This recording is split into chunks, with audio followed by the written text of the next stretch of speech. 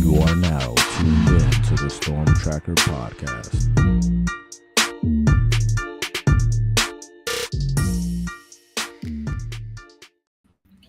Welcome back, Canes family, to the Storm Tracker podcast. I'm Marcus Benjamin, representing for CanesCounty.com, part of the Rivals.com network. Make sure you subscribe to the podcast live from Canes County, and also subscribe to the website, CanesCounty.com, for free. Use the promo code Miami30. And Canes family, this is the last episode of Scouting the Opponent, where we get some insight from one of our Rivals.com friends. And of course, this week, Miami will take on Iowa State in the Pop-Tarts Bowl. I'm excited to eat some Pop-Tarts this week, and I'm sure my guy Bill Seals is as well. He's kind enough to join me from the Cyclone Report to give us some insight on the Cyclones. Thank you for joining me today, Bill. Hey, thanks for having me, Marcus. I appreciate it under some crazy circumstances here, but I'm glad we were able to get this thing knocked out. Absolutely. Bill is in Orlando. He had some issues right now, but he's kind enough to join me from the airport. So I really appreciate that, Bill. This should be an interesting matchup. Iowa State nearly made the playoff, just like Miami nearly made the playoff. Iowa State was a game away, and Miami was essentially, I guess you could say, 2 games away from making the playoff if they would indeed beat Syracuse and also won the ACC championship game. So 2 teams, kind of similar paths here, but I wanted to get insight from you about Iowa State, a feel around the program going into the Pop-Tarts on Saturday. Yeah, it's you could say they were a game away. It seemed like they were several miles away. I'm sure you watched that game down in Dallas against Arizona State. One that kind of got away from them there in a hurry. And they played a top offense down there. They're going to play another top offense here in Miami this Saturday. So I think that, again, maybe with Cam Scadaboo from Arizona State, it was more of a kind of a run-focused attack, but maybe more through the air this week. But I think still it's going to put a lot of stress on a defense that's dealt with a lot of injuries this year. That they're I'm not sure how many of those guys they get back in time for this game. We'll see. I'm not sure they're going to rush guys back, but it's particularly I think defense, linebacker, and now here over the last couple weeks, safety. One of their safeties, Malik Verdon, out. Another one, Bo Freeler, he's going to play, but he's not really been at 100% for a while now. So, again, a lot of stress, I think, on this Iowa State defense coming into Saturday, and we'll see how it shakes out. I think definitely the offense is going to need to put up some points and keep up maybe a little better than they did against Arizona State. Yeah, good stuff about injuries and opt-outs. We'll dive into that a little bit later, but I did want to get kind of a feel of the program. Obviously it was a disappointing loss in the Big 12 championship game against Arizona State. So what is the feel of the program kind of going into this Pop-Tarts Bowl? Do they have like a chip on their shoulder, and are they looking to kind of prove something against Miami in Orlando? Well, yeah, I certainly think everyone you talk to in the program is going to say, yeah, most certainly they have a chip on their shoulder. But, I'll point back to the fact that this Iowa State team also hasn't really played that well in bowl games either. So they've been to 7. Yeah, they've been to 7 in 9 Matt Campbell seasons so far, but they've only won 2. One of them happened to be that Fiesta Bowl in 2020 against Mario Cristobal. So this will be another Campbell Cristobal matchup. But yeah, that marked one of the only 2 bowl games that Iowa State's won. So, but I think this is going to be again one of the better opponents probably that they've faced. So maybe that gets this team hyped up a little more than playing Memphis on its home field in the Liberty Bowl. I think definitely Miami and what it's been able to do. And Cam Ward certainly has this team's attention, and they they've got a senior class that talked a lot about that, and sending they want to send these guys out on the right note. They weren't able to win a Big 12 championship, so all the focus is now on wrapping up the season down here in Orlando on a positive note. Miami also looking to kind of wrap their season on a positive note. If Miami is able to get a win, it'll be their first 11-win season since 2003. Miami also not very good in bowl games as well. The last time the Miami Hurricanes won a bowl game, 2017. Wow. Good news is that the last time that they won, it was this same bowl, but it was called something different. Back in Camping World Bowl, maybe. It was the Russell. It's been a few.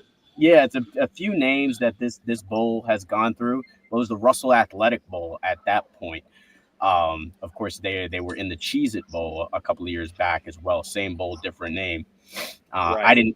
I didn't enjoy the Cheez-Its that night, but I will be enjoying the Pop-Tarts Saturday night. Hopefully they'll have some.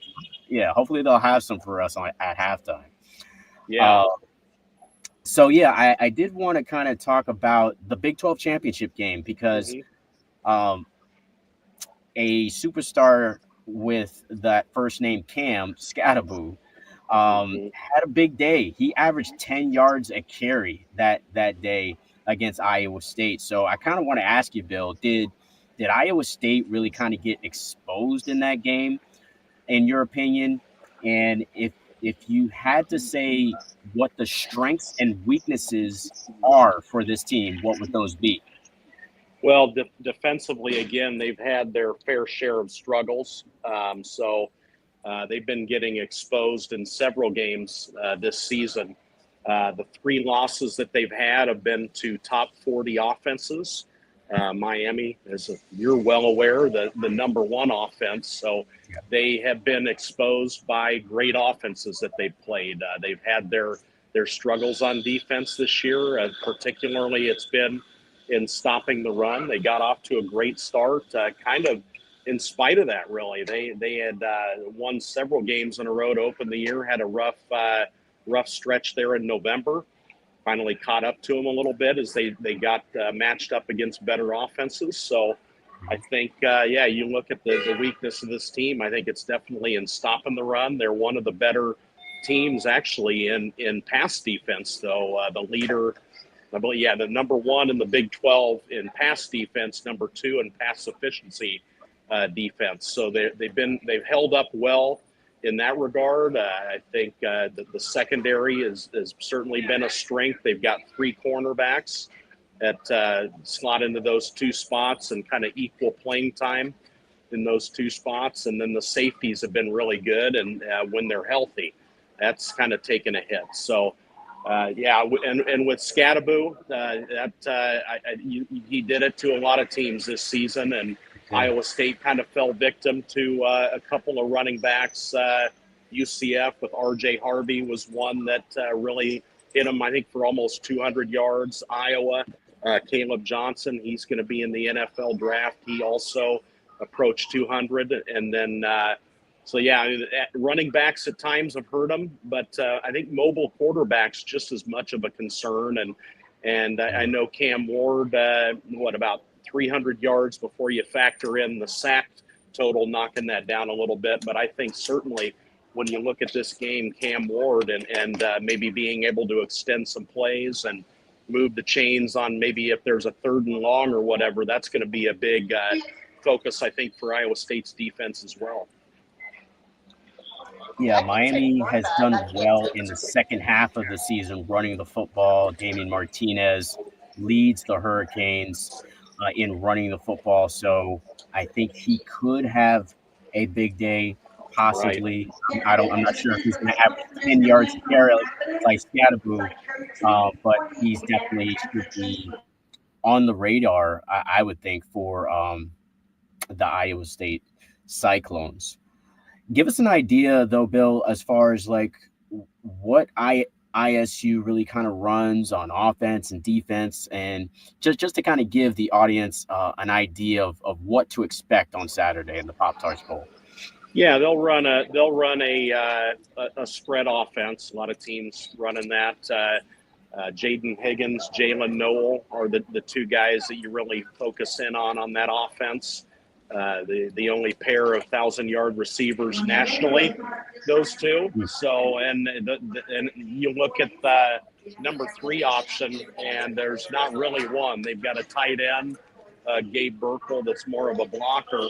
It's kind of become that number 3 guy by default. Tight end Ben Bramer was a starter to open the year, and really had a good freshman year. He's been out for a while, tried to come back for the Big 12 championship game, but not really too effective. So I think it starts with those 2 receivers, and you get into maybe a up-tempo game here on Saturday, as Iowa State wanting to try to keep up and go to Higgins a lot, go to Noel. It's a kind of similarly to Miami. It's been a by committee approach at running back with Boo Sama, Carson Hansen, those kind of guys kind of flip-flopping as far as who's been the focal point in the offense. But I'd expect a by committee approach. It's not been a great running game really this season.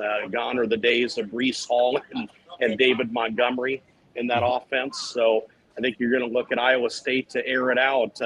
Last season, they couldn't run the ball against Memphis, and Rocco Beck, the quarterback, came out and threw for a school record.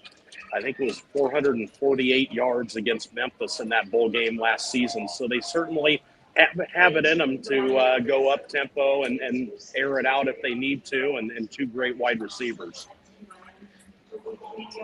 Oh, and defensively, probably ask about the defense too. We can go right into that. They run a kind of a 3-3-5 with the 3 high safety look. The strength of that is, again, it's in the secondary with Darian Porter, Miles Purchase, Jontez Williams, the 3 corners that are going to kind of rotate in and out, see equal work, those 3 guys. And then the safeties, Bo Freeler, Malik Verdon. I doubt you'll see Verdon in this one. Those are the 2 guys, seniors, moving on. And then also Jeremiah Cooper, another good safety as well. They've got 14 interceptions as a team, I believe an equal number as to what Miami has. Those 2, I think, top 20 nationally in interceptions. So kind of a similar look. Maybe they're on the back end. Iowa State, some playmakers on the back end. They don't really generate a whole lot of pass rush out of that 3-3-5. They'll turn up the heat every now and then, maybe go after the quarterback a little bit, but for the most part, they're going to kind of sit back and that 3-man rush and take their chances from there. I can imagine, though, against Ward, maybe they will want to spy him a little bit as well. And they've done that from time to time against the quarterbacks on their schedule. When you were talking about the offense, Bill, I think you struck a lot of fear in a lot of Hurricanes fans' hearts, because the issue at Miami has been stopping the pass.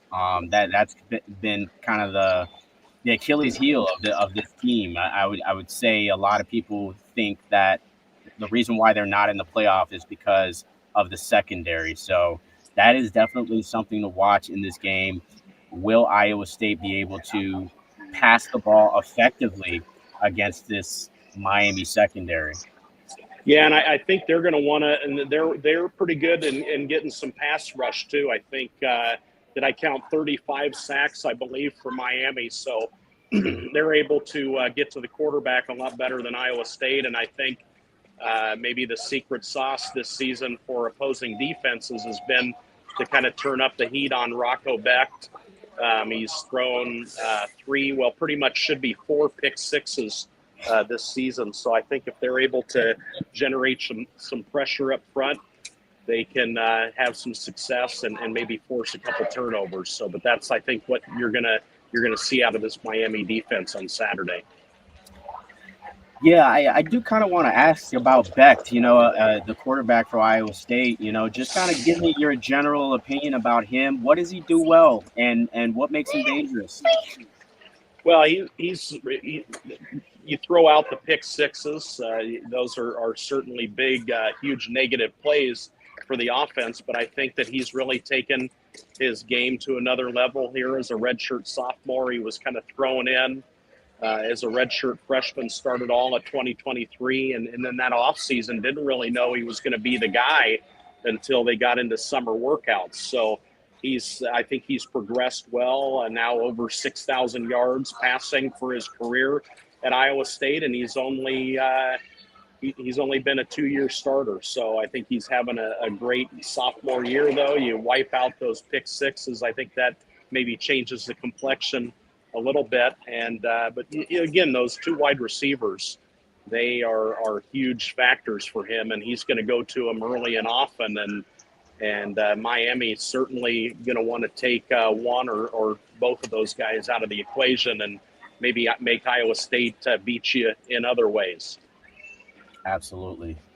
Well, it is bowl season and it's 2024, and that means that there's a lot of players that could be opting out of the bowl game, and then injuries, of course, are a factor for every game as far as football is concerned.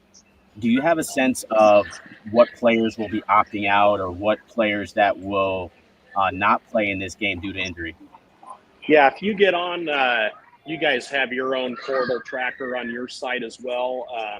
The Iowa State, I've got one up on my site as well. I think they've got 10 in the portal right now. That counts everybody, scholarship and some walk-on guys too. But I think you look maybe in terms of sting factor the most, and it's going to be Tyler Onyedem, one of those defensive linemen, started 8 games this season. He is obviously an opt-out because he's in the portal. And then Jacob Ellis, who had started a few games, an outside linebacker as well. Those are kind of the top two. They like Miami, they lost a reserve quarterback as well, but it was someone that was a third stringer. So, but yeah, I think you look at the two right now, that's that Onyedem up front, and then Ellis, an outside linebacker. And then otherwise, all inclinations are guys currently on the roster that haven't announced yet are expected to play on Saturday. Yeah, it's kind of the same for me here in Miami on our end. It's the one player that stings the most is absolutely Isaiah Horton, starting wide receiver for Miami. This guy has been, one of the best receivers on the team, and he, of course, in the transfer portal and committed to Alabama. So he'll be playing for the Crimson Tide next season. Probably the most disappointing thing that we heard out of the portal. Right. But other than him, I really think that it's pretty much all of the other players are likely going to play. Miami keeps a lot of things kind of close to the vest when it comes to injuries and players opting out and things of that nature. So I'm pretty sure there will be a surprise here or two of players that are not playing or injured in this game. But for the most part, the major one is Isaiah Horton. So I expect players like JoJo Trader, who is a highly touted wide receiver from down here in South Florida, to get a lot of playing time on Saturday. And then you may see Ray Joseph get some playing time as well at wide receiver. But for the most part, I expect a full squad for Miami to play on Saturday.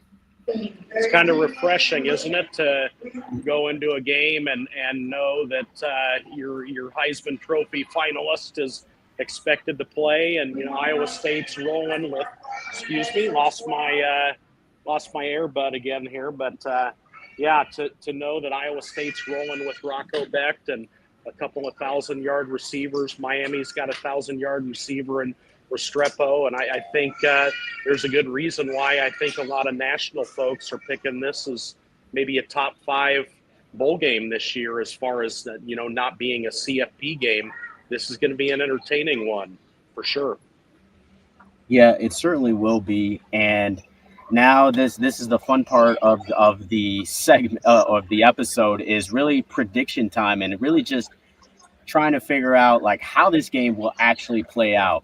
When you look at the spread, first off, Miami is a 3.5 point favorite going into this game, and the over under on this game is 56. I actually thought it was going to be a little bit higher than that because I'm expecting a really a shootout type of game.